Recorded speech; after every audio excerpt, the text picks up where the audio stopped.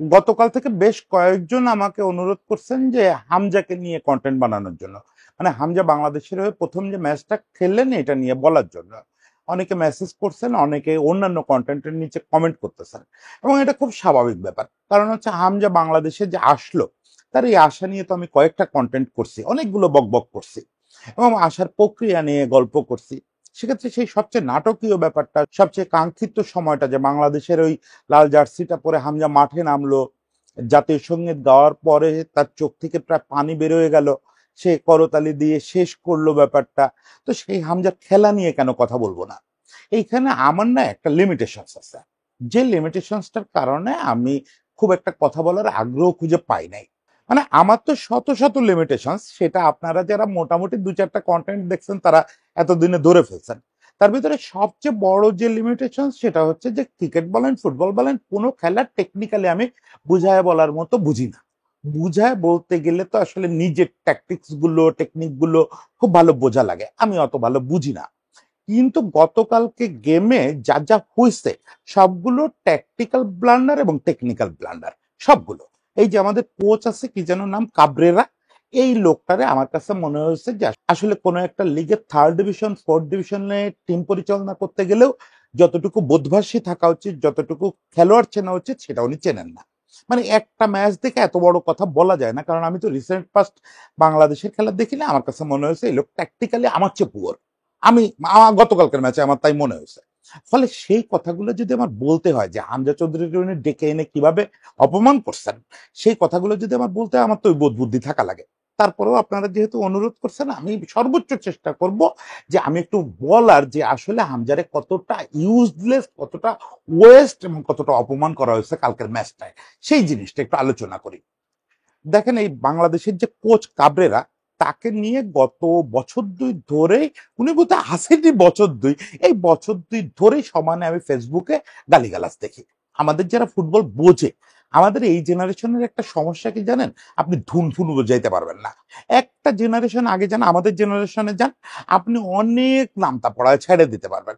তারা যেহেতু কিছু বুঝতো না, আমরা যেহেতু কিছু বুঝতাম না, তার ভিতরে আমি তো কিছুই বুঝতাম না, ফলে আপনি অনেক ভূগোল পড়াইতে পারবেন। কিন্তু এই জেনারেশন হচ্ছে সমস্যা, রাত জেগে এরা ফুটবল দেখে।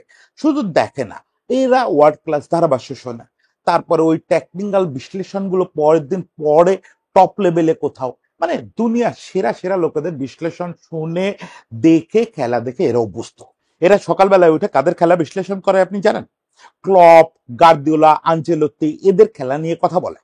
ফলে এদের সামনে আসে আপনি ব্লান্ডারাস ফুটবল খেলাইলে আপনার টিমরে দিয়ে, আপনার টিমের যোগ্যতা তো আলাদা ব্যাপার, কিন্তু আপনারই যদি কোনো বোধবাসী তারা দেখতে না পায় মাঠে, আপনার গালিগালাজ করবে, এটাই স্বাভাবিক। কিন্তু আমি যেহেতু নিজে খেলা দেখতাম না বা অত ফলো করি না, আর ওই টেকনিক্যাল ব্যাপার বুঝিও না, ফলে আমি ঠিক বুঝতাম না যে এই লোকে কেন গালিগালাজ করে। আমি কালকের ম্যাচ দেখে বুঝছি যে খুবই কম গালিগালাজ এই লোকে করা হয়েছে, এতদিন খুব কম গালিগালাজ করা হয়েছে, এর চেয়ে বেশি করা দরকার ছিল। অন্তত কালকের ম্যাচটা দেখে আমার মনে হয়েছে কেন এই লোকটা একেবারে কাগজ কলমের দিকে গেছে, যেটা আমি করি বা আমার মতো অন্য কোনো সাংবাদিক করেন। সেটা হচ্ছে কি, খেলোয়াড়ের পরিচয়। খেলোয়াড়ের পরিচয় আগে একদিন মজা করছি যে ট্রান্সফার মার্কেটে বা উইকিপিডিয়ায় খেলোয়াড়ের একটা পরিচয়, গদবাধা একটা পরিচয় দেওয়া থাকে। যেমন হামজার ক্ষেত্রে এই পরিচয়টা লেখা আছে লেফট ব্যাক অথবা ডিফেন্সিভ মিডফিল্ডার, এবং আসলেও হামজা ক্লাবে কিন্তু ডিফেন্সিভ মিডফিল্ডে খেলে।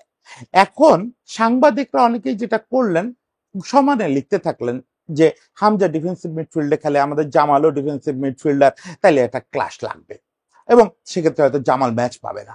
আমি ভাবছিলাম যে এইরকম নির্বোধের মতো ব্যাপার স্যাপার আমিই করি, কিন্তু দেখলাম যে কালকে আমাদের এই যে কোচ রাবেরা নাকি এই লোক একই কাজ করলো। সে ধরে নিল হামজা যেহেতু ইংলিশ লিগে ডিফেন্সিভ মিডফিল্ডে খেলে, আমার দলেও তার ডিফেন্সিভ মিডফিল্ডে খেলাইতে হবে। ভাই, এটা কোনো কথা? বড়রা একটা খাবার ড্রিঙ্কস হিসেবে খাইতে পারে, সেই খাবারটা আপনি ছোটদের খাওয়া দিলে তো বদহজম হবে। আবার উল্টোটাও সত্যি, একটা ছোটদের খাবার ওটা বড়দের চলবে না। ফলে কোনটা বড়দের খাবার কোনটা ছোটদের খাবার, এই বোধ আপনার থাকতে হবে। আপনার যদি গোলকিপারের সমস্যা হয়, আপনি যদি ধরেন একদিনের জন্য লিওনেল মেসিরে পাইয়া গেছেন, আপনার টিমের দরকার একটা ভালো গোলকিপার, আপনি মেসিরে গোলকিপিং এ দাঁড় করা দেবেন, দেখবেন আপনার দেশের যে কোনো গোলকিপারের চেয়ে ভালো কিপিং করতেছে। Fact, fact, fact. এটা আমি জেনে বুঝে বলতেছি। আপনি পৃথিবীর যে কোনো পজিশনের খেলোয়াড় পান টপ লেভেলের, তাকে আসা আপনার দলে কি দরকার সেটা ভাবেন। সে কোথায় খেলে এসব ভুলে যান। সে আপনার দলে যে কোনো জায়গায় খেললে ওই জায়গায় আপনার যে বিকল্প, ওই খেলোয়াড়ের চেয়ে অন্তত 30 গুণ ভালো খেলবে। সেইখানে হামজা হচ্ছে ওয়েল ক্রিয়েটিভ একটা ডিফেন্সিভ মিডফিল্ডার। সে যেহেতু ইংলিশ লিগে খেলে, তার সামনে অনেকগুলো আরো ক্রিয়েটিভ খেলোয়াড় আছে, তার সামনে একজন ক্রিয়েটিভ মিডফিল্ডার থাকে, তার সামনে ফরওয়ার্ড থাকে, ফলে তাকে আসলে খেলার ক্রিয়েশনে খুব একটা যেতে হয় না। কিন্তু আপনি প্রথমত মাথায় রাখতে হবে যে আপনি ইংলিশ লিগের দল চালাচ্ছেন না, আপনি বাংলাদেশ নামে একটা দল চালাচ্ছেন যার র্যাঙ্কিং 190-র উপরে। ফলে আপনাকে হামজার বেস্টটা ইউজ করতে গেলে আপনার কোন জায়গায় হামজাকে দরকার এইটা ভাবতে হবে আগে। সেটা হচ্ছে অবশ্যই বক্স টু বক্স মিডফিল্ডার এবং মূলত ক্রিয়েটিভ মিডফিল্ডার বা আপনি ডিপ্লয়িং মিডফিল্ডার হিসেবে খেলান। যদি আপনি একটু ডিফেন্সিভ মেন্টালিটির হন, আপনি কি করলেন, হামজারে অ্যাকচুয়ালি সেন্টার ব্যাকে পাঠিয়ে দিলেন, ডিফেন্সিভ মিডফিল্ডেও না, কার্যত তাকে প্রথম যে 90 বা 92 মিনিট পর্যন্ত তাকে আপনি সেন্টার ব্যাক হিসেবে খেলাইলেন। এবং সেটা করতে গিয়ে আপনি কি করলেন, জামাল ভুঁইয়াকে বসায় রাখলেন। তার সামনে কে খেললো, হৃদয়, যার ক্রিয়েটিভিটি বলে আমার মনে হয় না যে দিন দুনিয়ার কিছু আছে। এটার ফলটা যেটা হলো যে যারা ওখানে শুধু হামজার খেলা দেখতে বসছিল তারা মুগ্ধ হয়েছে। তার যে ইন্টারসেপশন, তার যে ট্যাকেল, তার যে ওইখান থেকে খেলা বিল্ড করা, ওই ডিফেন্সিভ মিডফিল্ড থেকে খেলা বিল্ড করা হয়তো, সেইটা এই সবগুলো মুগ্ধ করার মতো। এই লেভেলের খেলোয়াড় আমরা এর আগে পাই নাই। আমাদের খেলোয়াড়রাই স্ট্যাটাস দিচ্ছে, টুইট করতেছে যে বেস্ট এবার বাংলাদেশি ফুটবলার। আসলেই তাই, ডিফেন্সিভ মিডফিল্ডে বসেই সে ম্যাজিক দেখাইছে। কিন্তু এই ম্যাজিক দেখার জন্য তো কোচ নিশ্চয়ই অপেক্ষা করতেছিলেন না। কোচ নিশ্চয়ই সাইড লাইনে বসে চাচ্ছিলেন না যে আমার ডিফেন্সিভ মিডফিল্ডার ম্যাজিক দেখাক। তার চাওয়া তো হওয়া উচিত ছিল যে ইন্ডিয়ার হারান। ইন্ডিয়া হয়তো হামজা না থাকলে 5-7টা গোল করে ফেলতো, অবশ্যই 5-7টা গোল করে ফেলতো। যে সব ভয়াবহ অ্যাটাক তারা করছে এবং যেগুলো ইন্টারসেপ্ট করতে পারছে হামজা, সেই জায়গাটা হামজাকে আপনার দরকার ছিল বক্স টু বক্স মিডফিল্ডার, তাকে স্বাধীনতা দেওয়া যে তুমি আমাদের গোল পোস্ট আছে, ও পাশে একটা গোল পোস্ট আছে, এর বাইরে খেলো না, এর মধ্যে থাকো, দুই পাশে যে দাগ টানা আছে তার মধ্যে তোমার যা খুশি তাই করো, তুমি কাউরে যদি মারতে ইচ্ছা করে তাও মারতে পারো। এই স্বাধীনতা দিয়ে তার মাঠে নামানো উচিত ছিল। তখন সে যেটা করতো, সে মূলত খেলতো হচ্ছে সেন্টার মিডফিল্ডে। যদি ক্লিয়ারেন্সের দরকার হয় সে একটু পিছাতো, আবার বেশিরভাগ সময় সে উঠে যেত, উঠে প্রতিপক্ষের বক্সের কাছে গিয়ে বল ডিস্ট্রিবিউট করতো। হ্যাঁ, আমি জানি সে বল ডিস্ট্রিবিউট করলেও হয়তো একই পরিণতি হতো, কারণ আমাদের যে ছেলেগুলো বল মিস করলো, গোল মিস করলো, বল তো গেছে দু একটা ওপর পর্যন্ত, কিন্তু আমাদের রাকিব, মুরসালিন আর একটা ছেলে কি যেন নাম, এরা যে মানে যে ফুটবল খেলে, এই ফুটবল আসলেই বিরক্তিকর, আসলেই বিরক্তিকর। একটা ছেলেকে দেখলাম বক্সের মধ্যে বল পাইলে জাস্ট ওই যে হিগুয়েন যে জাতীয় মিস করতো, তো হিগুয়েন তো ক্লাব লেভেলে কয়েকশো গোল করে এসে তারপরে মিস করতো, ওর ওইটা তবু একটা যোগ্যতা আছে। এরা কোন হিসাবে এই জায়গায় খেলে, একটা বল স্রেফ একটু ট্যাপ করবে, ট্যাপ ঠিক না, যে জায়গাটা ছিল ওই জায়গা থেকে হয়তো একটু বড় ধরনের খোঁচা দিতে হতো। একদম ফাঁকা, গোলকিপার এক সাইডে সরে গেছে, ডিফেন্ডাররা বিটেন হয়ে গেছে, বল যে জায়গা থেকে আসছে তারপরে সে গোলে দিতে পারলো না। এখন আপনি বলতে পারেন যে এরকম ফরওয়ার্ড নিয়ে হামজারে যদি আপনি অ্যাটাকিং মিডফিল্ডার হিসেবেও খেলান, তাহলে তো হামজা আউটপুট এনে দিতে পারবেন না, পারবে। আমি মোটামুটি নিশ্চিত হামজাকে যদি আপনি 90 মিনিট বক্স টু বক্স খেলার অনুমতি দিতেন, হামজা নিজেই একটা গোল বের করে আনতে পারতো, হোক তার এখনো পর্যন্ত ক্যারিয়ারে একটা মাত্র গোল। তারপরেও হামজা বারবার যেখানে বল দিত, ওইটা এতবার মিস করার যোগ্যতা আমাদের এদের আছে কিনা আমার খুবই সন্দেহ আছে। ফলে আসলে আমরা হামজাকে ব্লান্ডারাস একটা ইউজ করছি, আমরা হামজাকে সোজা কথায় ডেকে এনে অপমান করছি।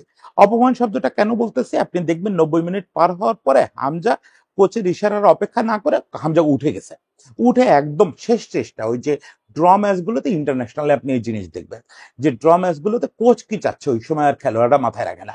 ওই সময় খেলোয়াড়রা যে যার পজিশন ছেড়ে অল আউট অ্যাটাকে চলে যায়। এটা করতে গিয়ে অনেকে গোলও খায়।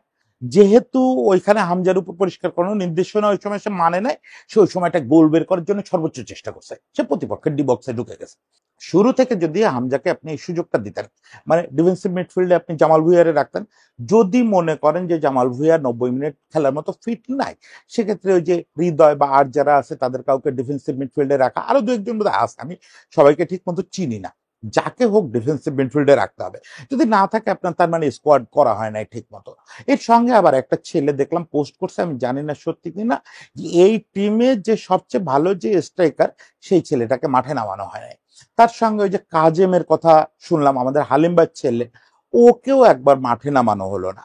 মানে ফরওয়ার্ডের যে ছেলেগুলো পরিচিত, যে ছেলেগুলো ওই যে, সে আবার বলতে হয়, কালকে কে যেন একদম ছক মিলায় মিলায় দেখাইছে যে বসুন্ধরা 6টা ছেলে এই ম্যাচে খেলতেছে এবং 6 জনের মধ্যে 3 জনই ন্যাশনাল টিমে খেলার মতো পারফরমেন্স তাদের লিগে ছিল না।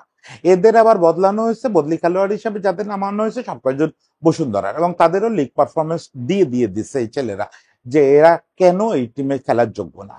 তো এই সিন্ডিকেট, এই কোচের এই থার্ড ক্লাস ট্যাকটিক্স, এই সবকিছু মিলে আমার কাছে খুবই বিরক্তিকর মনে হয়েছে। এবং আমার যেটা আশঙ্কা, যে এই ধরনের সেট আপে যদি হামজাকে খুব বেশি দিন খেলতে হয়, আর 4-5টা ম্যাচ খেলার পরে না সে সরি বলবে, যে ভাই আসার সময় নাই, আমি আর পারতেছি না।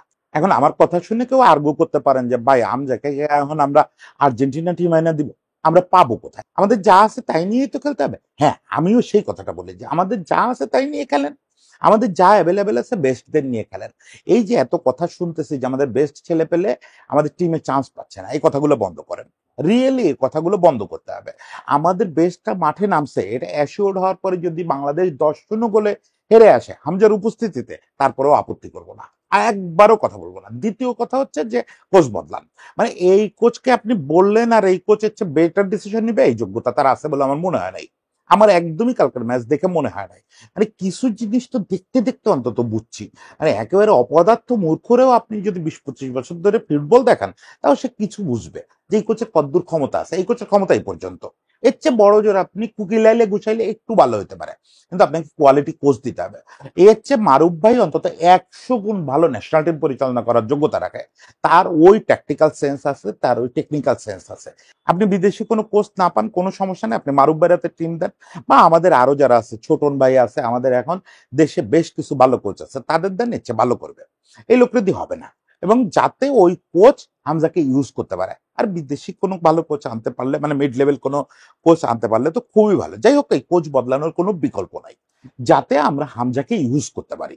হামজাকে ইউজ করতে গেলে এখন তার মানে পরিষ্কার দুটো কাজ করতে হবে, আমাদের দেশে অ্যাভেলেবেল বা প্রবাসীদের মধ্যে অ্যাভেলেবেল বেস্ট খেলোয়াড়দের মাঠে নামাইতে হবে হামজার আশেপাশে। 2 নম্বর হচ্ছে তাকে এভাবে অপচয় করা যাবে না, মানে যত্রতত্র খেলানো যাবে না, কাগজ দেখে খেলানো যাবে না, যে কাগজে লেখা আছে ও ডিফেন্সিভ মিডফিল্ডার, ওর ডিফেন্সিভ মিডফিল্ডে দাঁড় করা দেন, ওরে যে জায়গায় দরকার সেই জায়গায় খেলাইতে হবে। সেইটা করতে পারলে হামজাকে নিয়ে তখন কথা বলতে পারবো। আমি তো মূলত কাব্য করার লোক, আমি তো মূলত ফুটবল বিশ্লেষণ করার লোক না।